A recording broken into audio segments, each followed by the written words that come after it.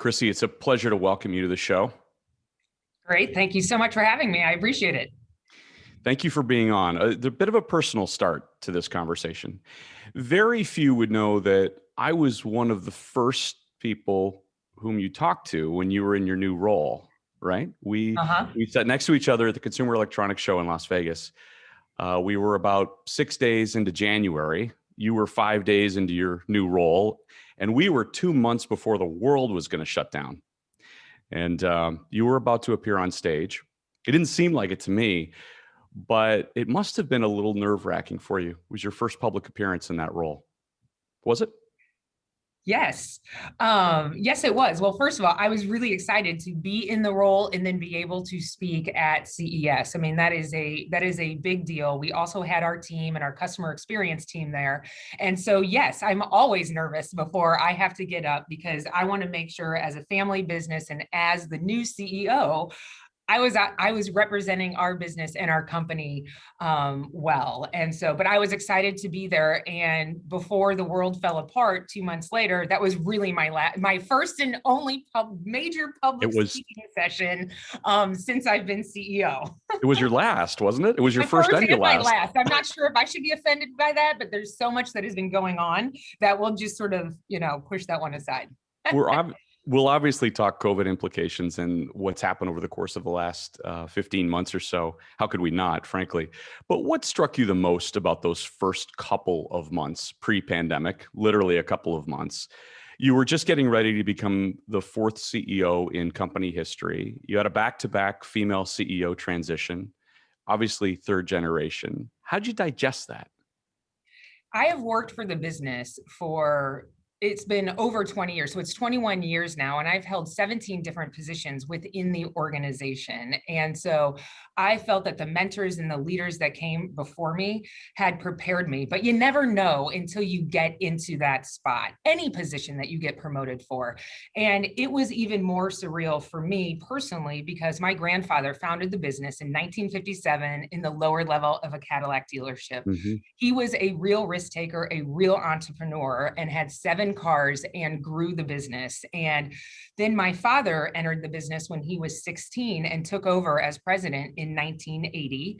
And I think we had 75 million in revenue at the time. And so he was really the visionary to see and could see how big the business could be and grow that footprint with discipline and parameters around it in the playing field. And then Pam Nicholson took over as a non-family member female CEO for 6 years, who was always a friend and mentor to me, which made it so even more important that I was taking on this role as a woman to a woman and as a friend to a friend. And so I'm incredibly honored and humbled by the position that I'm in. And the business continues to move forward, even with all of the challenges. And our leadership over 60 years has just been phenomenal. And I have learned from them every step of the way. But 17 positions or not, I mean, that's pretty heady stuff. I mean, what you just described, right? Going all the way back to that Cadillac dealership where your grandfather, in partnering with a gentleman named Arthur Lindbergh, and taking a 50% pay cut, putting up $25,000 for a 25% interest in the business, in something that nobody even could had conceived to that point, looking at people whose cars were in the shop and trying to get them into this executive leasing company program with the 7 cars that you mentioned. That's the history of the company. We fast forward all the way to you taking over. It's a big weight on your shoulders, right? It is, but I'm excited about it. And the family is completely committed to this business. And we are family owned and operated. And the most important thing to us is our employees and our customers. And if we keep those two things top of mind, the business will continue to evolve and develop. And as a family, the support of my cousins, which I have 2 sisters and I have 2 cousins, and we're all females in the 3rd generation. And our 4th generation is all female as well. But we are all in on this business. And over the past year and a half or 14 months of what we've gone through, we are even more excited, enthusiastic, and committed to the business. So yes, Being a CEO in general is stressful. And yes, it is our family business, but the support from the family overall really helped me personally get through the last 14 months. Yeah, I bet. What was it like growing up inside the Taylor family? Fun, competitive. Yeah, you know what? We are a regular family, and my father would go to work, and we knew that we obviously knew growing up that Jack had started a business, and then my father worked for the business, and my mom completely supported it. And we would talk about at family dinners, not necessarily about the business ins and out, but we would talk about customer service and why it was important. We would talk about our employees and how important they were to the overall success of the business. And so it was more of a cultural and philosophical understanding and appreciation that we all grew for the business. So deciding whether or not to work for the business, I knew it was a great place that I would thrive and be successful.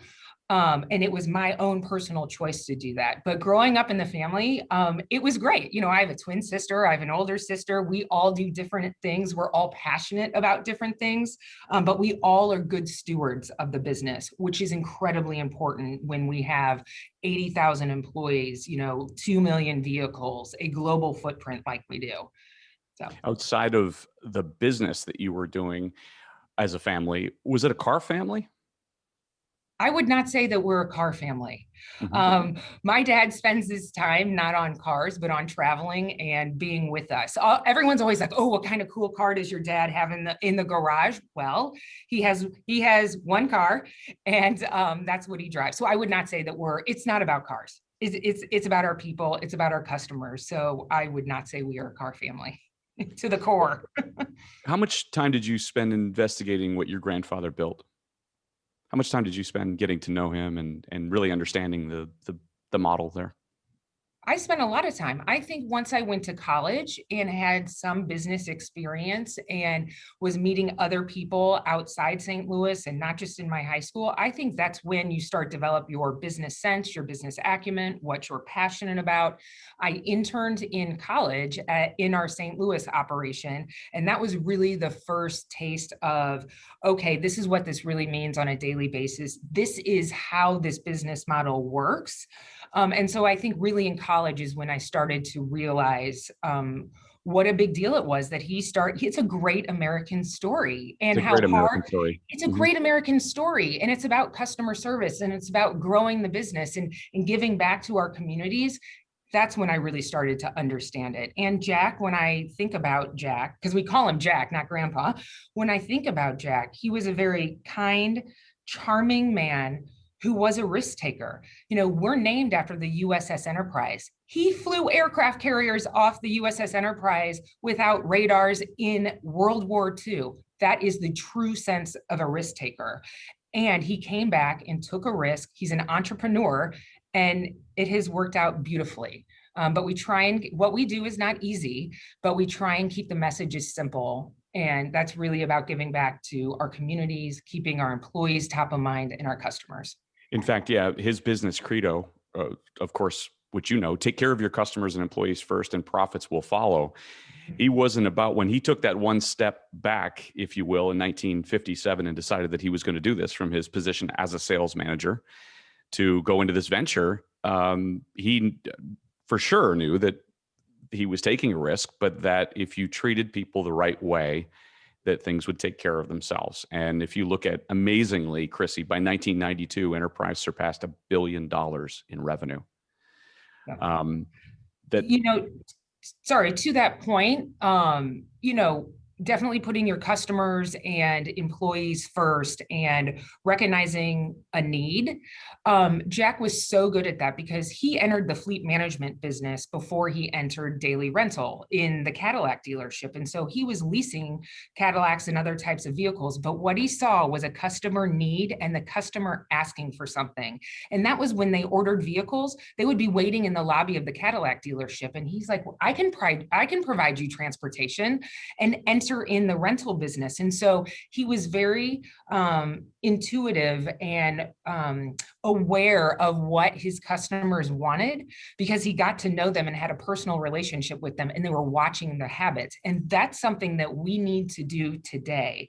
The customer experience, as you know, everyone, we want to make sure that we're providing the right experience for that customer so we can continue to grow. And that's exactly what Jack was doing. He listened and watched his customers. As you progressed through the company, you had an interesting trail, and you mentioned the numerous positions that you've held, but one of them was an expat assignment, Yes. which is not necessarily a normal pathway for most American companies, certainly. And obviously, we know the global ambitions that Enterprise Holdings has had through the years. How important was that for you, even just in the appreciation of different cultures and different ways of doing business? You went there in 2006 to London. Mm-hmm. and spent a good amount of time just understanding how the global business should run. But what'd you learn the most? Yeah, it absolutely was an important step in my career. I could have worked my entire life in St. Louis and understood the rental operations and all the things that we were doing. However, going over to Europe personally built confidence for me, because it was my assignment, it was my job. I was helping build the team over there and the brand, and to learn the risk that our team was taking over there, because our brands were not as well known. And so getting there, I think just personally, it helped me with my confidence within the business. And then what did I learn? I'm the first CEO with international experience, and it really gave me a global perspective. We're offering products and services to all of our customers, and that feels a little bit different in different countries and different cultures and different perspective, and what our employees are thinking and how we deliver that service. So it was a global perspective, and then also how to build a brand. In 2006, our brands were not known like they're known in North America. And it was only the Enterprise brand. It was not National and Alamo. And so what does it fundamentally take to build a brand? And that was really exciting. It takes a lot of hard work, but that's what they were doing at the time. And so that really helped me in my career and the global perspective. When you returned, how were you changed personally? Oh, I think I was much more appreciative of and open to ideas. And we've always done things this way, but it was being open-minded and maybe doing things a little bit differently, because I believe that our core values, taking care of our customers and employees, are first. Those things will never change, but what we do and how we execute those may change. And I was much more open to that. And I think that that's very relevant today as we move forward and people's transportation and mobility needs change. We need to make sure that as a company, our values remain the same, but what we're doing and how we execute that potentially are different with new technologies. Inevitably, when you're in a family business and you assume several different roles in different places, there are obviously team members who go, well, I know who she is when she's walking through the door, and now she's going to have this role within our operation. You're kind of like the original undercover boss, aren't you? I guess you could look at it that way. You know what? We have such a fun and friendly and team-oriented culture, and our employees are our family. And so coming in, I literally never felt that somebody, of course they knew who I was, but it Sure. wasn't like I wasn't going to participate. I worked in a rental branch. I was an intern. I was picking up customers. We were busy. I was answering the phone, and we go and we wash the cars to help in whatever was going on in the branch. And so it was a team sport, and that's been my attitude the entire time. And that, for me, and I think our entire Enterprise team, we're fun, we're competitive, we want to do the right thing, we want to help our customers, and that just was an environment that I was going to thrive in. And teamwork rules. So I know you've been asked this before, but did you think about doing something else? Yeah, so I wasn't, I knew I loved enterprise once I interned in college, but I said, you know what, let me just make sure, let me check this. So after I graduated, I interviewed with about 15 other companies in other cities. And I was sitting in the interview thinking, what am I doing? Like, why would I mean, great company, but why am I going to do this when all of my time and energy should be with my family and with the business that I know so much about? And so in 2000, I became a full-time management trainee in the St. Louis group. And there we go. 20 years later, I'm still here. How much did your dad help you along the way?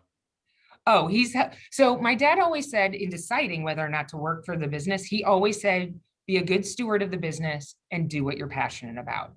And so he really gave me the leeway to make the choice because he didn't want to force anybody into the business, because if you force somebody to do something, they won't be successful and they won't be a contributing team member to everybody else. They won't provide value.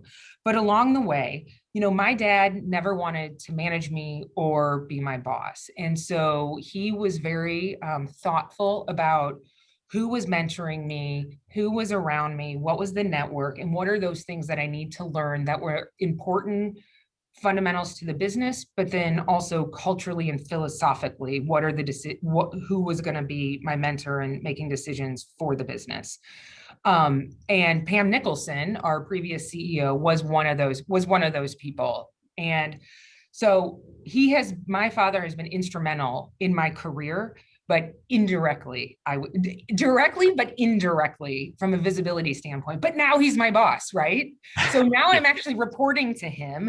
And so we had to have a big conversation about, hi, you're my boss. Hi, yes, I am your employee and I am your daughter. And so, there were a couple things that he said to me. He said, if this relationship is going to work, there shouldn't be any surprises. No surprises. He's like, you, Chrissy, should be calling me more than I'm calling you if this is going to work. It needs to be that I'm managing the business and the operations, and I'm going to him for support, guidance, and in some cases, approvals. And knock on wood, so far, I think it's going well. But maybe you want to interview him for it. We'll check in with him, and then I'll get back to you. Can you? That would be very, very helpful. Yeah, I mean, it's an interesting dynamic, right? I mean, you inevitably you want to make. I think every child wants to make their parents happy. They want them to be proud of what they've done.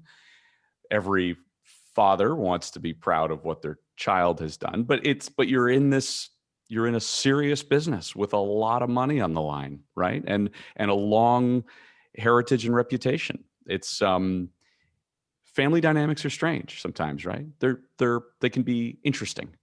Yeah, they can be emotional. Yeah. This is the one, my father has spent a lot of time with the family, the governance of the family, making sure that we are all aligned. And we are all aligned that the business and our employees are our number one priority. And we do not want to be an obstacle for them. The family should be removing barriers so the business can be successful. And if any one of us goes off the reservation, that's just not going to work for everyone. And we set that expectation decades ago. And my father is really the leader of the family. He is the inspiration for the family. And we all know, whether my sister works for the business or not, she contributes to the business. And we all appreciate the value that each one of us brings. But we have an understanding that the business and our people are the most important thing. And we are so invested in it and we love it and we want it to grow and we want to be around for another 60 years plus. Yeah. Leading up to that January 1st, 2020 date, what did you know that you wanted to accomplish as you set out to take on that role? And I'm not talking about March of 2020 now. I'm talking about what your mindset was going into that turn of the decade, the new year. Yeah, absolutely. And a new role.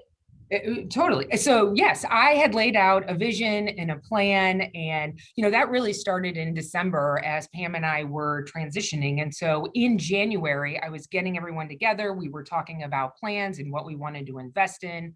And so really, we are thinking long and hard about the mobility industry, because the mobility industry, it's not just transportation. It's growing, it's evolving, it's changing, and it's done exactly what enterprise has done over the past 60 years. We're growing, we're changing. Customers' expectations are changing. And so we want to be the best mobility provider in the world. And with great leadership. We are the largest owner and operator of vehicles in the world. We can take a leadership role in that, but we need to be a good partner too. And so we want to be a leader in the mobility industry and that evolution. We also want to be a good partner because it's going to be incredibly complicated, whether you're talking about EVs or autonomous or just technology to improve the customer experience. And so we had laid out plans to help evolve ourselves and also have a seat at that mobility table. And some investments that we wanted to make. And so we are still moving towards that goal. We just had to take a momentary pause to make sure that our employees were safe, and our customers were safe. So, because the family has been so committed to the business and reinvested in the business, we have a great, our financial position is incredibly strong, that we can continue to invest, we can accelerate technology and take opportunities as we choose. And it's really exciting. Everyone is excited. And so we haven't lost track of that vision at all. We just, again, Just had to adjust. Yeah. There have been some challenges along the way. We had more to than one. Not pivot. We had to swivel. I'm done with the word pivot. Swivel. It's way more elegant than pivot. I agree with you, and not overused. Right. There's a rumor that's going around that on the first day, in and around the first day of 2020, you approached another executive who was wearing a tie, and you cut his tie off to indicate that the culture needed to change. Is that true? It wasn't on the first day, but we definitely changed the dress code several months pre-2020. So Did you take the scissors? Oh, we did the scissors. Oh, I cut my dad's tie off. Yes. So I cut my dad's tie off in front of the entire HR team. So we have national meetings that we bring groups of people together, and our HR team obviously leads a lot of these policies, and we continue to listen to our employees. And one of them was the coat and tie probably needed a update. And so everyone wanted to take the ties off. And so we thought long and hard, and we said, okay, let's do it. And so I thought, there's no better way to do this than cut off Andy's tie. Why not? And everybody went crazy. So you grabbed a pair of scissors, you walked over to Andy, who had no idea that this was going to happen. And I cut his tie off.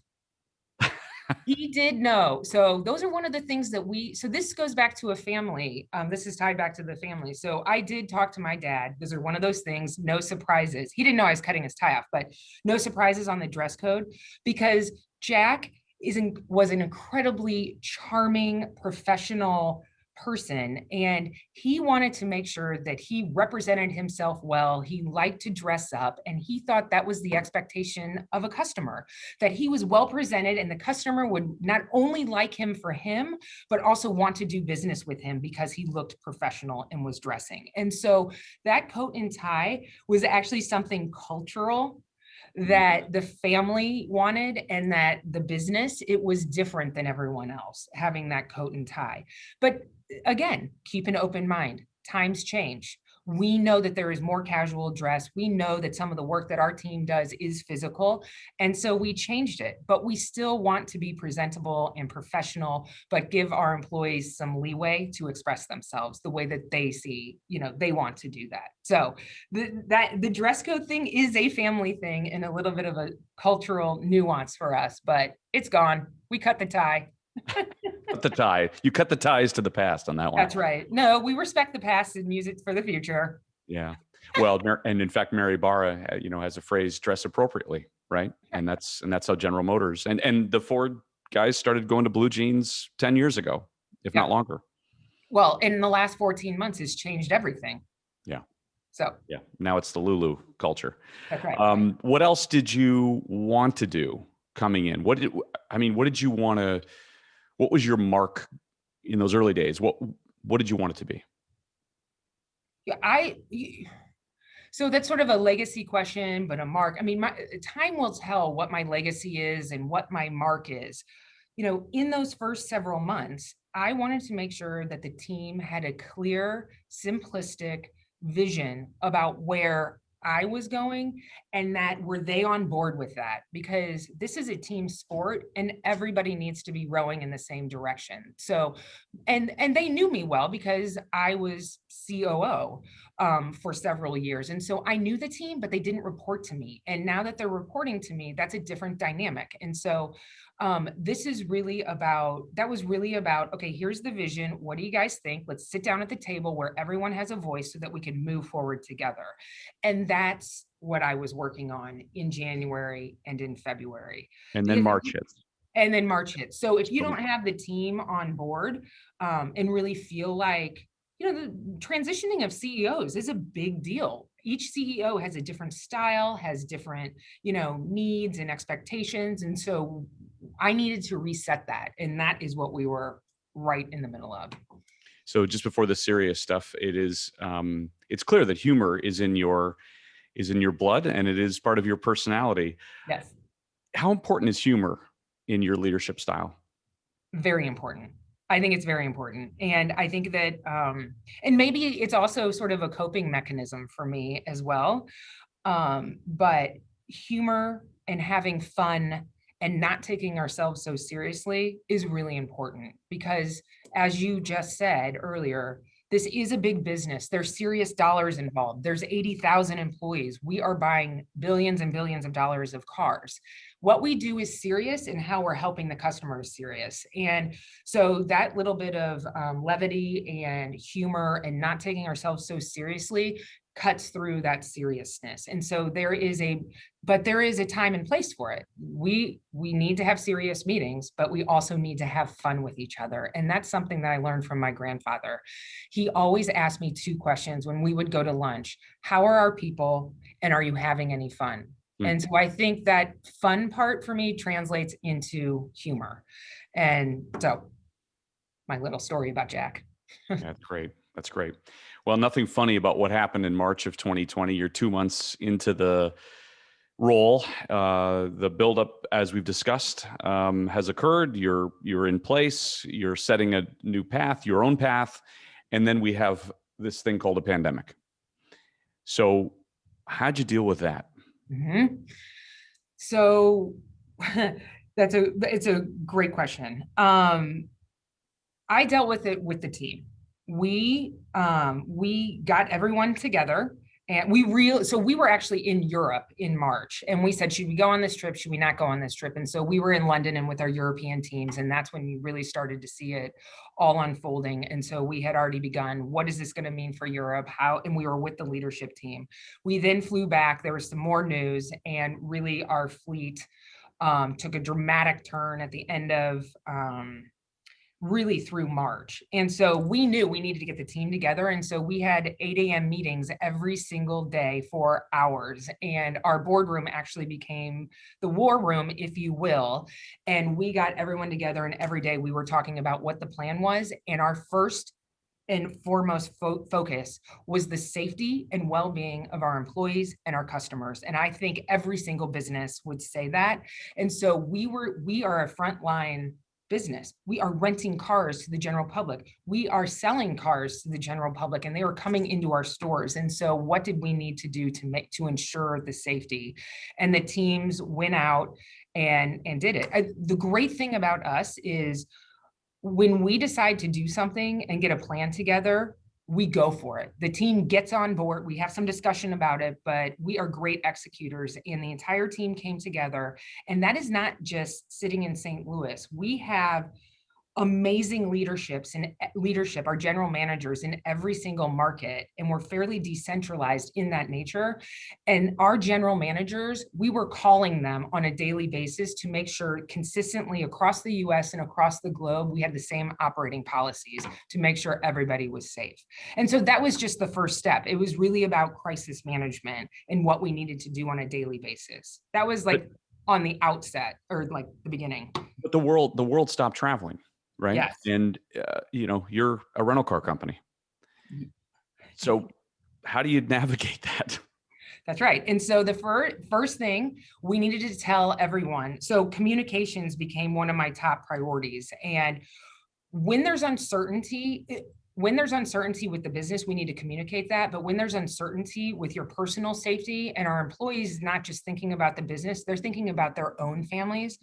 I needed to step up and the teams needed to step up to communicate. And so we started launching video messages and talking about where the business was. Yes, we were parking 1 million cars in the US last spring, and business had come to a grinding halt. However, at no point in time did we think long-term our business was going to be severely impacted or that we weren't going to be around anymore, because that was a real concern and a real concern in our industry. And so the first thing we needed to do was just tell the team that we are going to be around, we are still here, and we're going to move. So then people could worry about their personal health and safety. So that the communication was big. And then operationally, we needed to find parking spaces for the vehicles. And so we started parking cars. It was all hands on deck. We were moving vehicles, people in the field, which our people have been so amazing and have risen to this challenge and have gone above and beyond.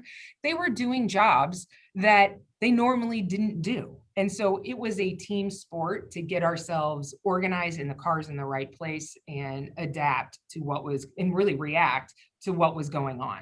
You had to have been going home those first few weeks, with your head in your hands to some extent, going, I don't know where this is going. No one knew where it was going. Yeah. And whether you were in the hospitality industry, service industry, whatever, I mean, everybody was touched by this at the same time without a clear path on where it was going.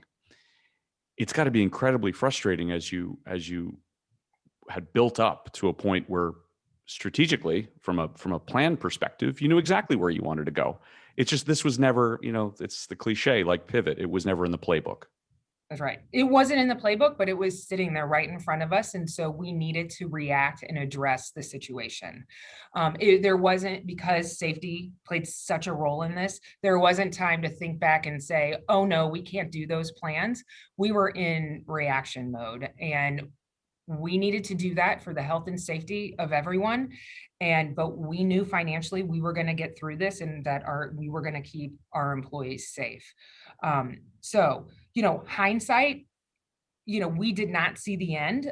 We kept comparing it to the recession in 2008, where we actually had 3 not so great months in the recession. And we said, you know what, we're going to do better than that. We can do this. We can pull this together. We can right size our organization. And we did that. And so when I look back, those several months in spring, we were reacting.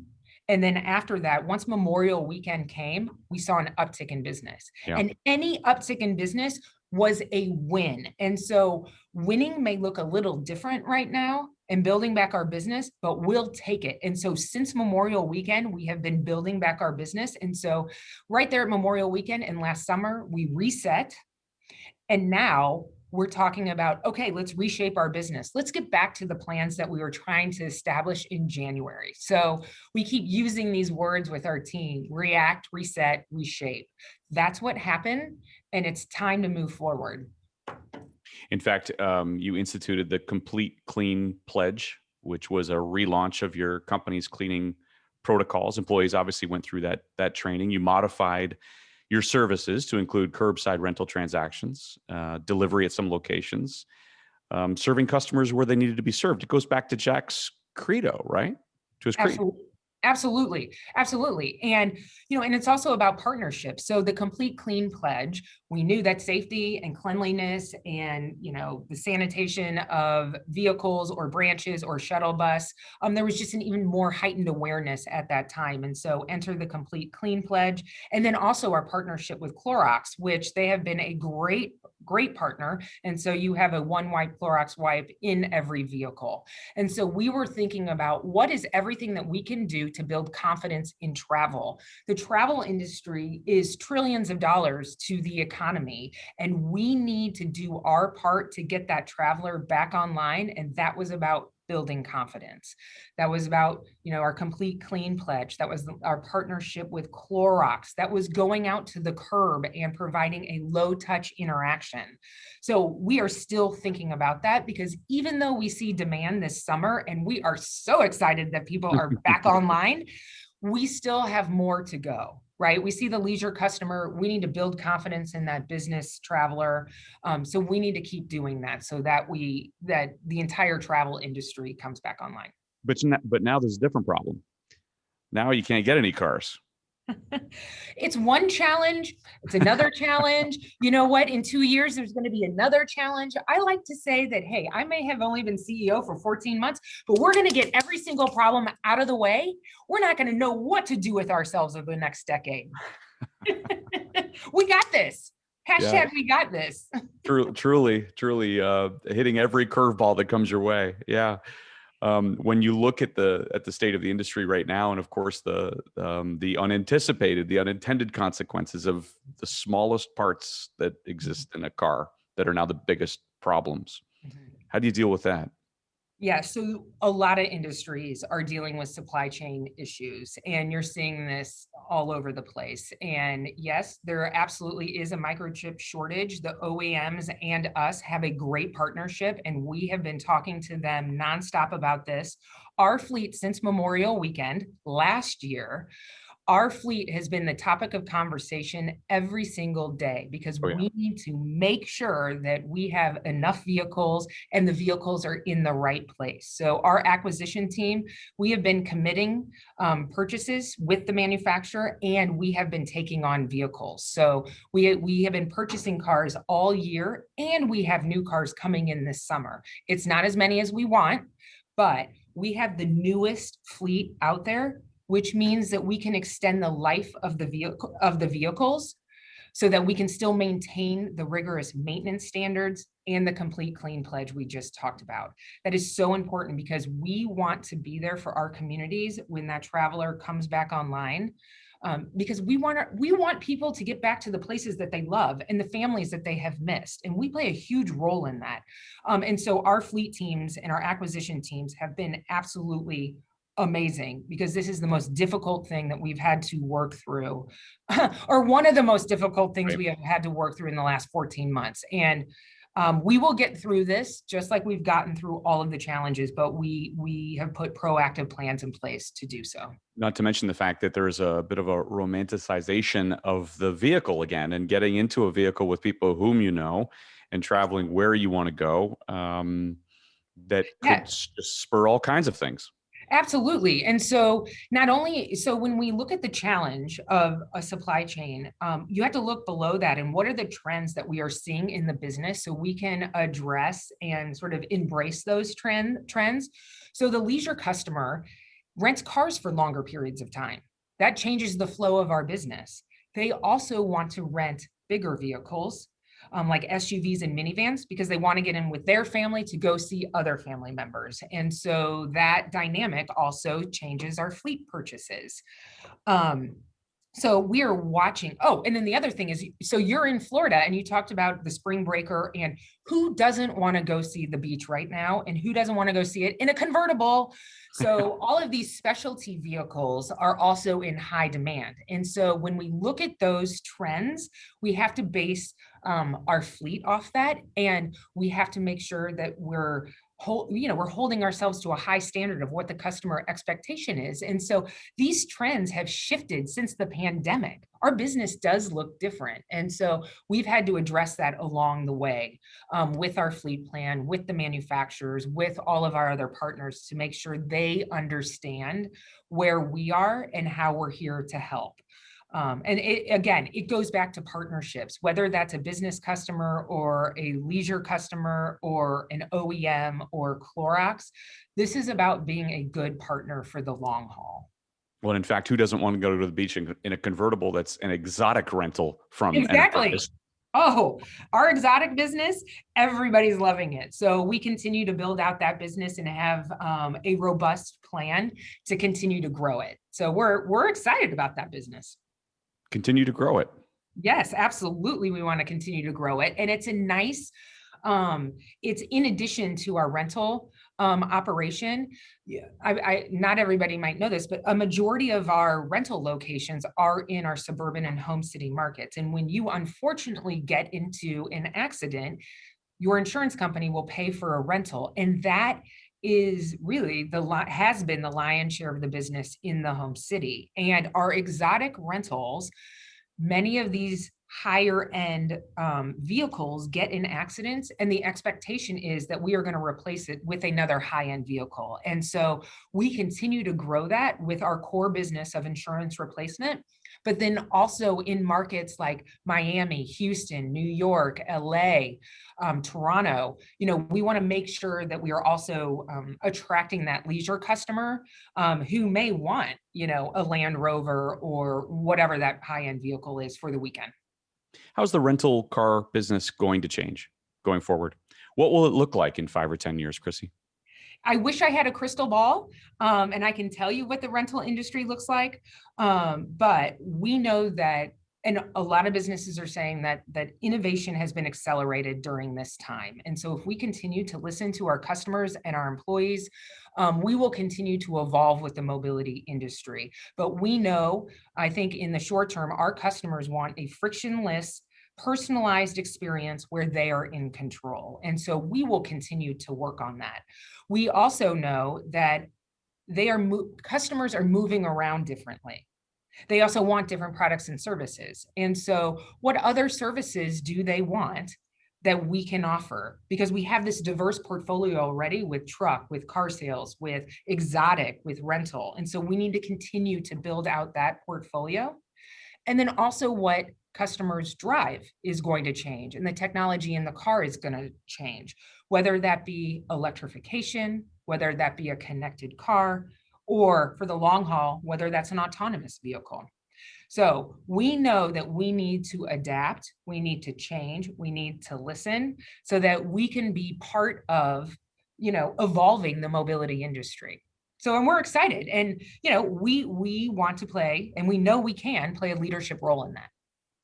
Can you also lead as it relates to diversity, equity, and inclusion using your own role, using the place that you have and that CEO transition that took place between you and Pam as a marker in time to say the auto industry, which has traditionally been not very representative of that, can change? Absolutely. As a leader, I am a role model. That transition from one female CEO to another, that is an example that people look to. And in our organization, our teams look to that. And then that's just one example of celebrating women within the organization. And there are lots of examples across the automotive industry of strong female leadership. So one, I think about in my role, how am I paying it forward? How do I pay it forward? How do I make sure that I'm mentoring and making a difference within my own organization and also paying it forward in the industry? And to the DE&I initiatives, obviously social issues, this has also been a very difficult year, but a huge recognition of we need to do more. We have a program for DE&I that we have worked on for decades, but we have to do more and we need a plan. And we've done a couple things to make sure that we are leading in this space.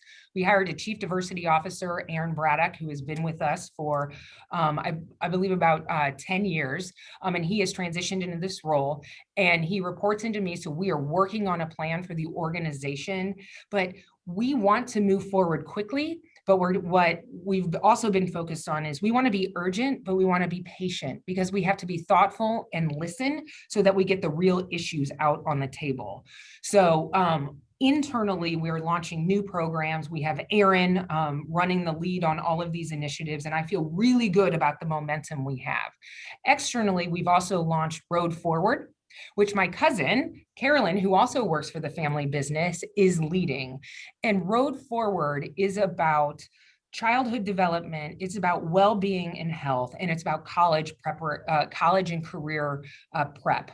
And so we want to make sure that we're covering the gamut to get a person the critical skills they need to be successful. And so we have national partners that we are partnering with Road Forward. And then also what is so impactful about our organization is we're decentralized. And so our general managers in the field They drive all of these initiatives locally, and that's where the firepower comes from. So Monday, I was in Minneapolis visiting our team because it is so important for me to check in with the team. How are you doing? What's going on? And so our general manager up in Minneapolis, Ozzy, we talked about, hey, what are you involved in the community? What are your teams involved in the community? What's important in the Minneapolis market? And so we walk through what their DE&I strategy was and what their community giving strategy was. And so we have spent a lot of time this year talking not just about the business and in a pandemic, but the human element of our business and how our organization, we have so much to give, and we want to make sure that our employees are thriving within it. So it's huge on our radar, and we can also be a leader there. It's difficult to build a team atmosphere when you can't be in the same room, right, with most folks, and that's Right. how we have spent the last year and a half or so. I'm guessing that your priority is to get back to those team building exercises and environments and atmospheres. That's got to be high on your list. Yes, absolutely. Nothing replaces going out to see our team in their groups and operations and saying thank you and listening to all the great work that they've done and just, be there for support and being visible. And we have been visiting the teams. Yesterday we had teams in Ohio. I was in Minneapolis. We visited other cities. And so, yes, we are a relationship company, and we have done a great job pounding the virtual pavement, but nothing replaces that face-to-face collaboration, interaction with our employees or with a company or partner. So yes, we are looking forward to doing that. Maybe somewhat related, Chrissy, when it comes to management and working as collaborative team members, what remains post-COVID that's been adopted? I mean, internally. Yeah, I mean, there are good things about being on Zoom or Teams. And so I think the combination between in person and building the relationship face to face, and then also using the technology and embracing it to be efficient and to get updates, I think that works. There is definitely a combination. It's not one or the other. And so technology will stay. I think we are a much more efficient organization and collaboration because we are in the travel industry. It was hard during the pandemic. We had to minimize some of our resources. And so the collaboration between marketing, IT, product, our operation, that collaboration has never been greater because we had to work together as a team to face this pandemic. And so that will stay. And so we are excited about the future. We're excited about what we've learned, but we have to use that moving forward. Let's learn a little bit more about some of the things that you like. Uh-oh. You're heavily involved. Uh-oh. Uh-oh. You're heavily involved in soccer in the St. Louis area. Tell me about the MLS team. Oh, yes. So welcome MLS to St. Louis. So it's St. Louis City is our team, and it is a family. The family, along with one other partner, is bringing MLS in St. Louis City to St. Louis. My dad always said, no way would we ever own a sports team. And all of a sudden he comes into a meeting that the whole entire family is at. And he said, I have an idea. And we're like, what? We're like, you want to do what? We're like, we always said that we weren't going to own, or you weren't going to own a sports team. He's like, I'm not owning it. We're owning it. And so it is a really great example of a female majority owned sports club. The first in MLS history. First in MLS history. And there are several other examples across sports, but we're really thrilled to be a part of that. And it's not about owning an MLS team. It's about the St. Louis community and giving back to the community in which our headquarters is and where all of our families have grown up. So the stadium is going up. It's great. It's just over 20,000 occupancy or seats.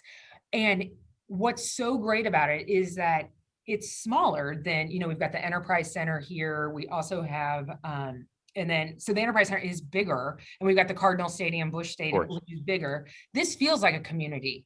Yeah. It's smaller, it's tighter, it's communal. We can all come together to celebrate St. Louis, but then also watch amazing soccer or football, if you will.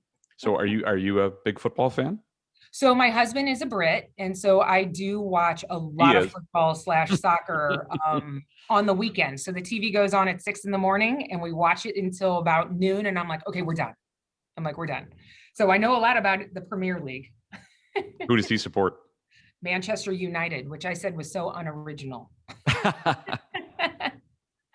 But that's great. Whoever you want to support. But it is, we are learning a lot about the community and what it takes to have a sports team in the community so that we have the support and really make it an enjoyable, fun place where all families and all people are welcome to celebrate the community and the soccer team. So when will they be on the pitch? When does it start? Very good. On the pitch. I believe it is March 2023. Okay. And you'll be there. Yes, I will. I will be there. I want to be in the locker room. I want to be down where the action is. I want to see like the pep talk before they go out on the field, because I actually think I could get some pointers with my team, right? Because, well, I played field hockey in college. So I played Division I field hockey at Miami of Ohio, and being on a team and that pep talk and, camaraderie, team enthusiasm, winning, losing, all of those skills are the same skills you need in a business and being a leader. And so, hey, I'm all for it. Put me in the locker room. I want to hear what the coach is going to say. We might even see you in a celebrity match or two. Yeah. Several executives have guilty pleasures. Some are race car drivers. Others like to jump out of planes. What's yours? Ooh, my guilty pleasure. I'm pretty black and white. I wouldn't say that I'm jumping out of planes or doing some extreme. I have 2 young children. My risk tolerance has gone way down. No, I like to travel. I like to work out. I like to travel. I like to be with my family. I don't know. I like chocolate chip cookies. Food. That would be my guilty pleasure. Food. Chrissy, I know you said you're not a car family, but what do you drive on a regular basis? I drive a Jeep Cherokee. And then occasionally. Thank you to Stellantis for my Jeep Cherokee. And it has my St. Louis sticker on the back. and occasionally take out an Enterprise exotic rental, correct? I think, you know what? I can't remember what our policy is, but sometimes I'm not sure we let our employees rent them. Okay. No, I don't know. Yes, that's right. Final thing, what would Jack Taylor say about his granddaughter? Oh. I think he would be proud. And I think he would be proud of the entire family. Jack loved the business. He loved the family. And he would be so proud that we are continuing his legacy. And we all feel a huge sense of pride and respect for the business and all of our employees. And he would just love it that we are doing our best to take care of both our customers and our employees. And he would say that with a suit and tie on. And if you were in the same room, you'd cut the tie off and we'd all start laughing. I would not cut Jack's tie off. I would only cut my father's tie off. Fair enough, for the record. For the record, I would not cut his tie off. Chrissy Taylor, it's been a pleasure to have you on the show. Thank you so much. Yeah, great. No, thank you very much. I really appreciate it. And thank you to all the business partners out there and for you all being a great supporter of ours. We really appreciate it. Best of luck in the second year now of your CEO-ship. Let's get all the curveballs out of the way. That's right. That's right. Hey, it's been exciting. That's for sure. You've made it that way too. Thank you, Chrissy. Yeah, great. Thank you. The automobile is one of the most important inventions that revolutionized the modern world. In America, the rich history of car culture runs deep as technology continues to shape the future of the industry. Jason Stein, former publisher of Automotive News, is here to share the stories of people passionate about cars, from industry leaders and innovators to car-obsessed celebrities. Buckle up as Jason takes you inside the boardroom, onto the track, and around the bend on Cars and Culture on SiriusXM Business Radio.